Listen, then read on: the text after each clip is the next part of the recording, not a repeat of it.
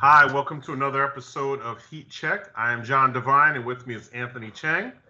We are we are filming this the day after the loss to Cleveland, an undermanned Cleveland team. I'm sorry, undermanned Heat team Hmm. that we figured Cleveland would blow out.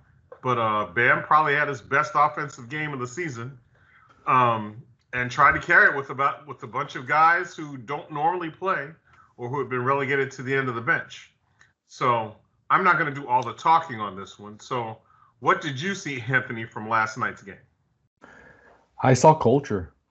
I saw I saw a scrappy Heat team that Eric Spoelstra loves the type of games where he doesn't have all his guys available. He just has to find a way to make it work for one game. You saw him play a bunch of zone, right?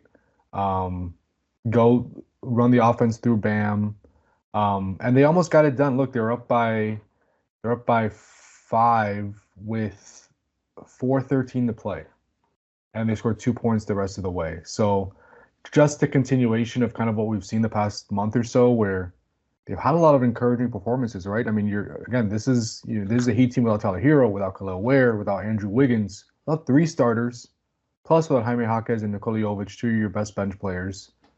And you go to Cleveland, a Cleveland team at full strength, playing the team with the best record, and you're winning by 5 with 4:13 to go. It was a really could have been the Heat's best win of the season, and unfortunately for them, it's just adds to the list of frustrating losses where you think what could have been, what should have been, right? If you just make one more play down the stretch, when you have that 5 point lead with 4 minutes to go and you just can't close it out. So the good is that Bam, like you said, probably his best game of the season, did it all.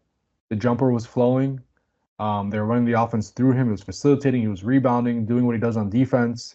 He's been playing really well the past few weeks, which is a really good sight for the Heat, considering he started off the season pretty slow as far as the offensive end.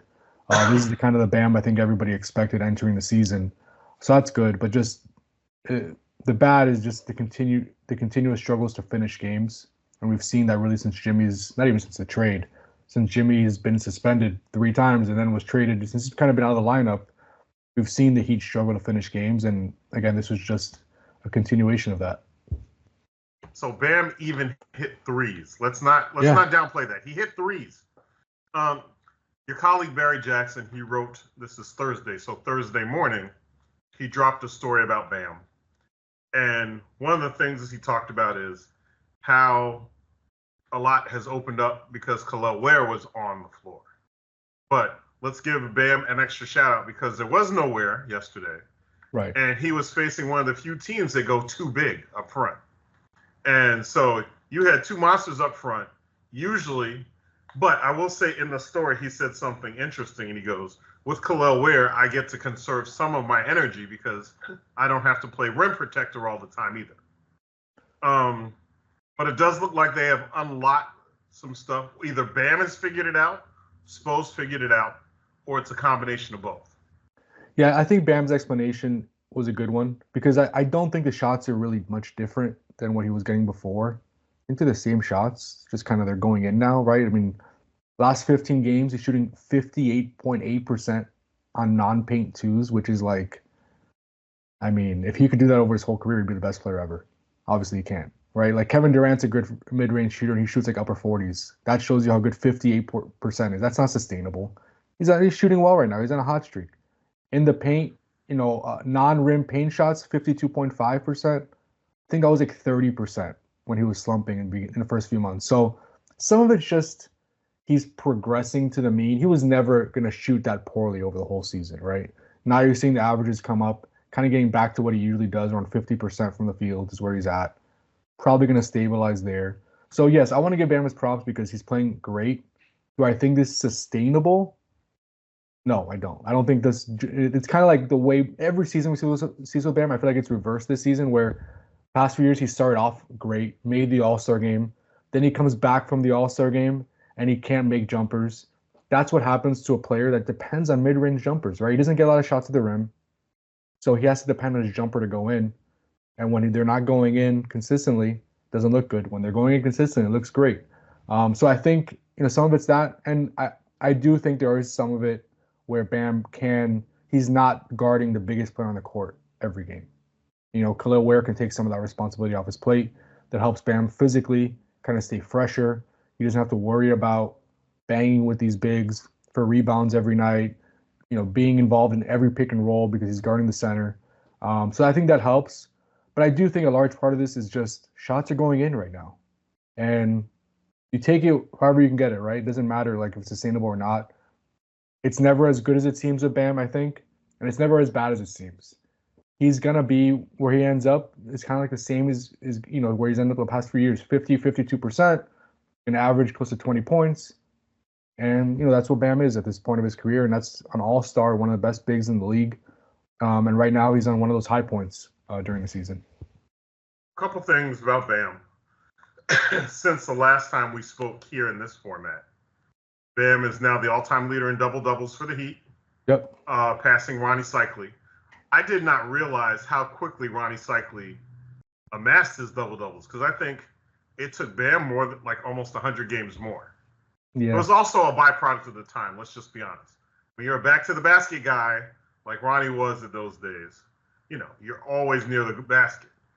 So there's a reason for it. It's not an excuse. It's not more or less, but it's a different NBA. For sure. But I'll say this, though, to Ronnie's credit. There were fewer possessions back then because the game was played slower. That's so true. There's fewer rebounds to be had, right? I guess, technically. So that's impressive. Bam has the record, obviously. But I do think what Ronnie did was more impressive, probably just because he did it so quickly. Just so quickly. Bam is obviously, I mean, it was inevitable. It's more of a longevity thing, right? He's been here for 7, 8 years already. Like, he's played big minutes, plays almost every game. He doesn't get hurt. Bam is going to have a bunch of records when it's all said and done, if he stays here, which it looks like he will, right? It's going to be him and Dwayne 1 and 2 in a lot of categories. He's going to be the Heat's all-time leading rebounder. I mean, he's on track, you know, big picture here. He's on track to be on the Mount Rushmore of Heat players. Right. He really is.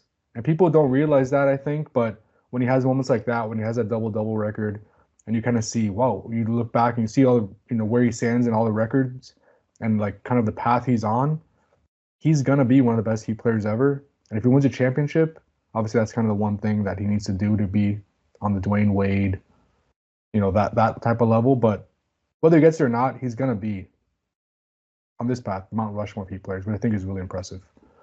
I think sometimes we're spoiled by star power down here.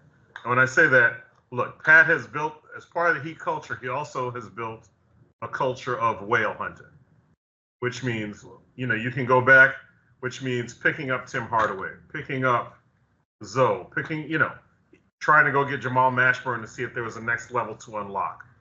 He has that history of. So, yes, I think they do underappreciate Bam the way it is.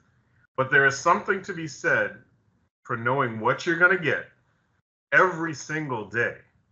Yep. And unfortunately for him, you know, the defense isn't always quantifiable for some people. So their definition of defense is block shots. And he can block shots. And we saw it in the bubble when he blocked that shot against Boston. But his definition of defense is also covering people 1 through 5, you know, going over on a pick and roll, going under, you know, switching onto a smaller guy who we can still cover. It's just, he is a unique player. And you're right. I think when that longevity comes and goes, you're going to go, there aren't 5 guys better than him. No. He should be up there. No, and I was going to laugh. One other thing for Ronnie Cycli, there were fewer possessions, but there was a whole lot more missed shots too, because those original teams were terrible. Yeah, no offense, guys, but yeah, they weren't shooting. You know, Kevin Edwards was not shooting 50% from three-point line. A lot of offensive rebounds to be had in those teams. Absolutely. Yeah, I think Bam. It's almost like Chris Bosh to a certain extent, where like he wasn't appreciated as much as probably should have. And after he leaves, then you kind of hear the stories of he was the most important player on those teams. He was, you know, he made the teams go. And I think Bam is kind of the similar where, I mean, defensively, whether he's making shots or not, whether he's slumping or not, he's still, no matter what, always one of the best defensive players in the NBA. I mean, even through his slow start to the season, think he was 98th percentile in defensive estimated plus minus, which kind of like a catch-all stat of kind of tries to show you how good a defense, player is on defense and the impact he has on the defensive end. He's a top 5, top 10. Some would argue at times the best defensive player in the NBA. And then offensively, he could, no disrespect to Draymond Green. Draymond Green is great, right? He might end up being a Hall of Famer one day. But Bam gets you 20 and 10, right? Most nights. Like, he's one of the best defense players in the NBA who can get you 20 and 10. There's not many guys who could do that. So, yeah, I don't want to turn this into a Bam Adebayo appreciation episode, but he does deserve it. Like, I think he does get overlooked a lot of times because, like you said, the Jimmy stuff, Dwayne, like we get caught up in all the stars, and Bam is a star too, just a different type of star. Okay, 2 quick things, and then we'll leave Bam for the rest of this episode. 1, with Victor Wembanyama out for the rest of the year, does Bam have any shot at Defensive Player of the Year? I think he has a shot. I don't think he'll get it. I'm trying to find the story I wrote on this when Wemby went out, but basically, like what I found while looking was you have to essentially be on a top 5 defense to win Defensive Player of the Year. I don't know how many. I think there's been like one player in the last like 15 years who hasn't been on a top 5 defense that won the award. I think that was like Marcus Camby with the Denver Nuggets back in the day. Mm-hmm. Right now, the Heat are ranked. Last time I looked, they're like 10th. So they'd really have to have a really strong finish in the defense, which I guess could happen, but I don't think it's likely. So I would say he'll be among the candidates for sure, but I don't think he'll win it because team-wise, I don't think they've been good enough defensively for him to get that award, unfortunately for him. Okay. The other question wasn't as important, and you're right. We've gone 12 minutes on. They're 12th in defense, by the way. That's just not good enough to win the award. Agreed. So we were talking about progressing to the mean, and we said, hey, Bam has pretty much bounced his way out. On the other end of that spectrum, let's talk about Terry Rozier, who played how many minutes last night? Do we just need to say that he has a new mean and the mean is like scraping the bottom of the barrel? Or what do we say? And what did he do last night, first off? Remind the people who didn't read the box score. He played a team-high 40 minutes. Played more minutes than Bam even. Okay. And I'm trying to get the box score right now. Floating. 12 points, 3 of 14 shooting from the field, 1 of 8 shooting on threes, 1 rebound, 2 assists, 1 steal, 4 blocks. 4 turnovers, not 4 blocks. 4 turnovers. So more turnovers than assists. Obviously did not shoot the ball well. Continues to struggle to make shots. Look, I understand why he played yesterday, right? I understand why he started yesterday. They didn't have many guys available. They were missing like 5 or 6 rotation guys. But I just don't understand why he played 40 minutes, right? Like, why is he playing 15 more minutes than Davion Mitchell? Like, why is he playing more minutes than Duncan Robinson? I don't know. That's the question, right? And he's had a really long leash this season. I think the way Spo coaches is kind of like, we've seen him do this before. He's a good NBA player. He's going to shoot his way out of it eventually. Kind of like with Bam, like it's going to even out, right? Like water is going to reach its level. So that's kind of the thinking behind it. But at this point, I mean, you have 21 games left in the season, and he's shooting 39.9% from the field and 29% from 3. And, he's not a great defender. He can't make shots. What is he providing, right? I mean, that's the question. And you look at his on-off numbers. I think up until a couple of games ago, Jaime Jaquez was the only one with a worse on-off differential. So just everything about you look at the metrics, like it just hasn't been good. And I feel for the guy. Like I don't want to pile on the guy, and I don't think we have, right? It's been a tough year for him. And he's been very vulnerable with it, like just saying, like, I'm trying to, I'm going to find my way out of it. I'm going to play a big part in this team's, late season push. He's well-intentioned, but man, it has been a huge struggle for him. And the question now is like, at what point do you say enough's enough and we just got to play other guys, right? We can't survive these minutes. And he has 4 turnovers and he's 3 or 14 from the field and he's shooting under 30% on threes and taking 5 threes a game. That's just not good. It's hard to overcome. Well, here's the problem, in my opinion. I am not on the front office, so what my opinion is doesn't really matter. But you gave up a first round pick for this guy. Yes. He was supposed to be like your third component. It's also a salary issue because we're dealing with the salary cap and the first apron, and you have to make sure that you don't go over a certain level so that you can get something back in trade. All that, so it's taking up all these resources, but you're not getting it back. If he was on an Alec Burks contract and he was playing like this, I don't think people would give it a second thought. If you didn't give up a first round pick for this guy, I don't think you'd give it a second thought, especially considering this year you may get 2 first round picks right in a deep draft.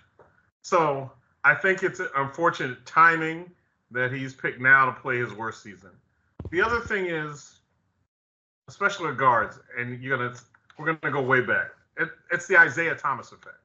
Now, Isaiah busted his wrist, so he couldn't shoot as well anymore. But guys, especially guards who rely on athleticism a lot, there comes a point where it's like what they call it, jumping the shark. When you lose like that half a step or another inch or two on your vertical, it's almost like running backs. Like running backs at 27, 28, all of a sudden they're a little bit slower, and those hits they used to miss, they get knocked out. Makes a big difference. It's that when you're just straight fast. John Stockton played forever because he was never that fast to begin with. Very smart guy, knew where to go, what to do. Tim Hardaway had no cartilage on his knees, and he learned how to get by without it. He learned how to adjust.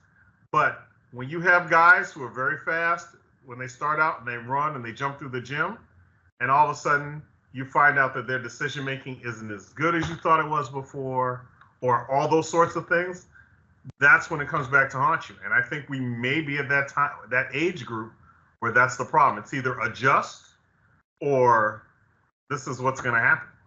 Yeah, and I think the natural question two people will ask is, and he said he's fine and it's not an issue, but did the neck injury, is it affecting him, right? Even like without him knowing, like did it affect him? Did it forever change him? I don't know. He hasn't made that as an excuse, but I mean, that's kind of that obviously ended his season last year, right? That's the most recent thing that happened to him that we know of. So how did that change him? Because it's hard to explain the drop off. He's not a bad player. He's not a bad player. Since the All-Star break, 31.1% from the field, 3 of 21 on threes, 14.3%. Again, and this is, obviously it's been worse the last few weeks, but this has been a season-long thing for him. He just cannot snap out of this slump. So I don't know. I think maybe as they get healthy, I mean, we even saw it when the team was healthy a few games ago when Wiggins was playing and Hawkes and Nico. He was out of the rotation. He got a few DNPs actually recently, but now he's having to play more with so many guys out. Maybe when guys start getting back, that will change again. We'll see. But again, the question is, why 40 minutes? Why does he play 40 minutes when he is... Not many people are available, but still. But still, right? I mean, like, Mitchell. You still had Davion Mitchell. You still had Duncan Robinson. Look, we're not going to expose one of the best coaches in the NBA. Some would consider him the best coach in the NBA. So it's hard to question him, right? But it just seems like that might have been a mistake last night when you look back at it. But hear me out. Okay, so we can agree the Heat has specialized through the years on maximizing the talents of what they have. Davion Mitchell coming over, he felt like he feels like a Heat guy. Somebody, they see something, you can say Pell Larson. You can go all the way back even to Eric Murdoch. They find guys, they maximize what they do well. And Gabe Vincent, another guy. And they become better players. It feels like, and I'm not piling on him either, but we're talking about someone who we bought high on. The Heat doesn't always necessarily seem to buy guys during their career seasons. So if you're looking at someone who's shooting 31% since the All-Star game, and 20% or 14% from three-point land. There's also a chance that the Heat did something they don't usually do, and that is buy someone at their high point. Yeah. Yeah, I think obviously I don't think anybody would look back on that trade at this point and say that was a great trade, right? I mean, and there was questions. I mean, I think most people, like most media and people around the team and fans even, were like fine with the trade at that point. Like things had kind of gone south with Kyle Lowry, if people remember. Like he wasn't shooting the ball. It was kind of a little bit of an issue, right? And I think they needed to part ways. And that offseason, they went after Dame. Didn't work out, obviously, but they knew they needed a guard, a scoring guard, who they can go to make threes, to create space for others, to handle the ball, to get into the paint. They needed a dynamic guard, right? And obviously Terry is not Dame, but that was the thinking. Like, he was playing really well. He was having a career year in Charlotte. Jimmy was still on the team. They thought, well, we can get Terry. Let's maximize this roster at this point. We have Tyler, Terry, Bam, and Jimmy. We just went to the finals the year before. Let's try to maximize this window. And look, you have a first-round pick. My rule is always, I don't know if maybe it's changed because first-round picks, teams are trading 5 first-round picks for like Mikal Bridges now. But my rule with giving a first-round pick is you should only give up a first-round pick for an all-star caliber player. And as good as Terry was last year, he was not that, right? No. So I think they kind of strayed from that. And I don't want to say out of desperation, but just trying to like maximize this window because they knew Jimmy was up for the extension. They knew things might get a little shaky after this year. Like, let's just go for it. And unfortunately for the Heat, this move, as of now, has not worked out. It has not worked out. Well, here's how I look at it. When Kyle Lowry was down in the dumps, I didn't think they would be able to move anything for Kyle Lowry, and they did. Yeah. So I'm never going to underestimate whether they can do something like, for example, next year with Terry, if they want to. He's an expiring at that point. So, yeah, they could. And expiring is attractive. Right. So, and that's what Kyle was. Kyle wasn't expiring. The question is, you're going to get another first-round pick to get off of bad money? Right. That's the problem. You can't keep doing that. At some point, you just got to eat it and let the contract run out, and move on after that. So, we'll see. But, yeah, you're right. I mean, that is going to be a big expiring that maybe a team will want next year. So, we'll see. So, Davion Mitchell, the guy who usually plays, do you see a future, and that doesn't mean necessarily starter, but solid rotation out of Davion Mitchell going forward? There's no doubt. I think he's a Heat guy. I know he's starting right now, but I think ideally he'd be one of your first guards off the bench, right? I think he fits. I think his defense his point of attack defense is needed, right? Is he the best offensive player? No, but he's not a terrible shooter. I think he's an okay shooter. And he's better than I thought. Better than I thought, right? And I know, like, historically, his numbers haven't been as good as what he shot here in Miami, so I would expect to come down a little bit. But he can make open shots. We've seen it, and he's a good. What surprised me really is his playmaking, his ability to get into the paint and make the right pass and create open shots for others has been really impressive. So, yeah, I like him a lot. I think he fits. I think he wants to be here. He's young. Like I feel like he's been in the league for a little bit, but I was looking at his let's see. He's 26. He's a young player. He's gonna be a restricted free agent this summer, so he'd have a decision to make. But I would think they'll at least have interest in keeping him, and we'll see what he gets in the open market, right? They'll have his restricted free agent, right? So that's a good thing because they'll have the ability to match. But yeah, I think I would say that, yeah, I think it does make sense to keep him around. I think he would want to stay here. He has spent a lot of time in Miami in the offseason previous years. He went to FIU last week to watch a basketball game. How about that? He was the one who went to FIU. Courtside. He got courtside seats. How about that? Yeah. They're hard to get. It's a beautiful floor, though. I always like to see the beach on the floor. It is. Looks good. Shout out to you, Panthers fans, all of you. It is. But yeah, I think he does fit, and we'll see what happens in the offseason. Like I said, he'll be a restricted free agent. I am interested to see, and I'm not looking ahead, and I understand that the Heat's always win now. Something could happen in the playoffs. But I'm interested to see what this team looks like going into training camp next year. Because I think there are some decisions they're going to have to make. And when I say that, I think they have some players who overlap in terms of what they do or in position. And I think they're going to have to clear some of that up. I think you got a lot of swing men. You know, you've got one real shooter, and then you have the three-point champion, and then the other guys to various degrees. But, you know, that 2, 3, the guys who play 2 and 3, there's quite a glut of them.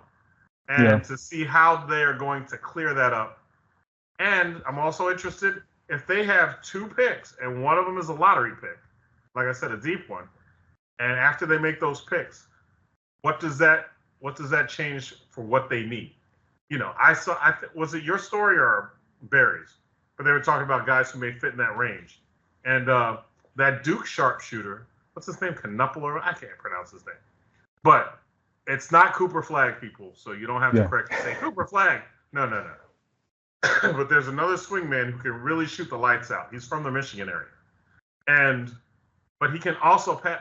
It's almost like it's kind of related to Duncan Robinson, but he has a more varied skill set.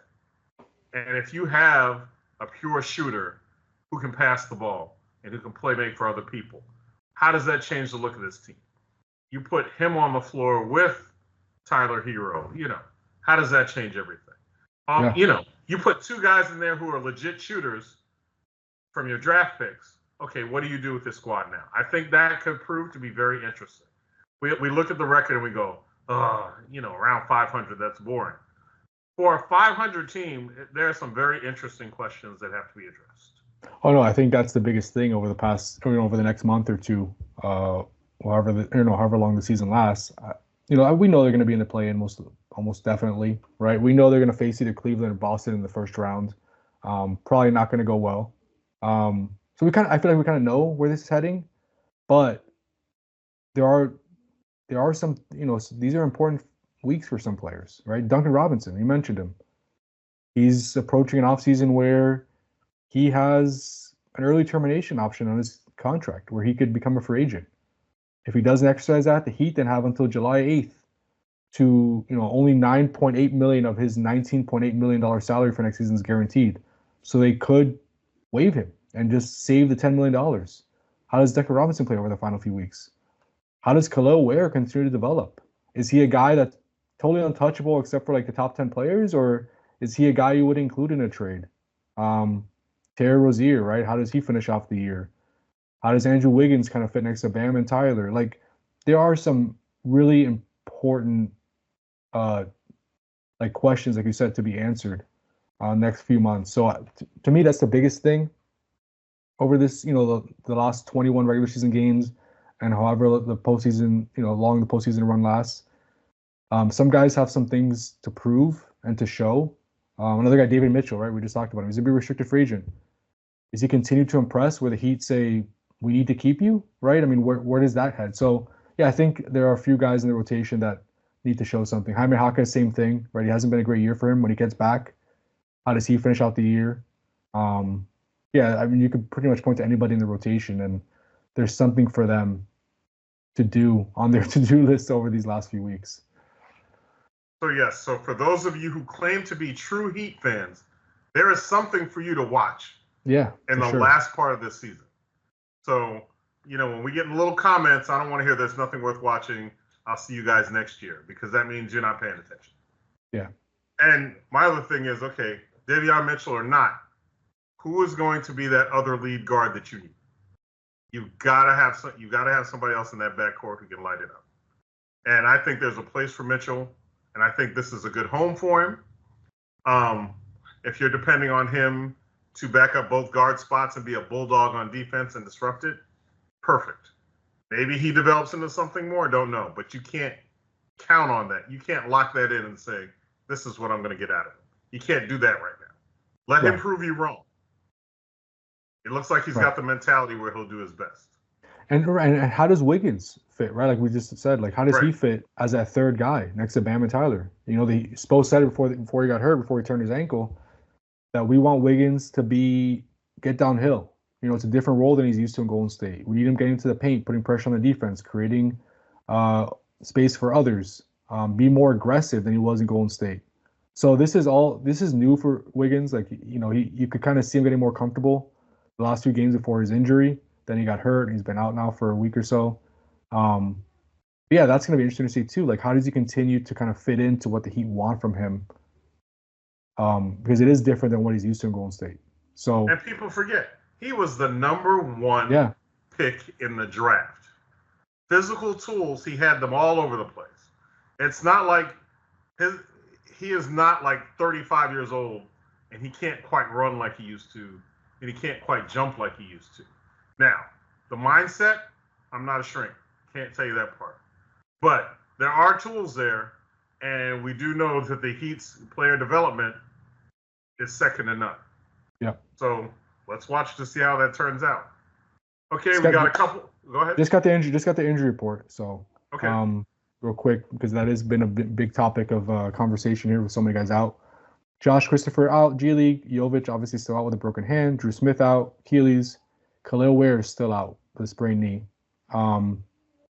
Alec Burks questionable, Tyler Hero questionable, Jaime Hawkins questionable, and Andrew Wiggins questionable. So they could get a few guys back, right? The fact that Tyler has been upgraded to questionable, Jaime has been upgraded to questionable, and Wiggins has been upgraded to questionable. Good sign. That they might get a few guys back on Friday against Minnesota. But we said Friday, Minnesota. Who they play Saturday? I forget. But they're still in the middle of that home stretch. Yeah. But keep it locked in. As we said, it's going to be hard for them to get out of the play because they're like trailing by 5 games for the 6th spot. But keep it locked in here because we understand as we get closer and closer, it's going to be clearer who they will play, who they may not play, and what this team's going to look like and what we're going to be looking for. So I would say pay attention. We've still got Anthony. We've got Barry. They're all over the place. We are wherever they go, we're there. So keep it locked in here. Read MiamiHerald.com. Look for their tweets on X. Just look everywhere. We are there. Until next time, which will be about a week from today. Like I said, this is Anthony Chang. I'm John Devine. Hope to talk to you or hope to talk at you next week. See you later.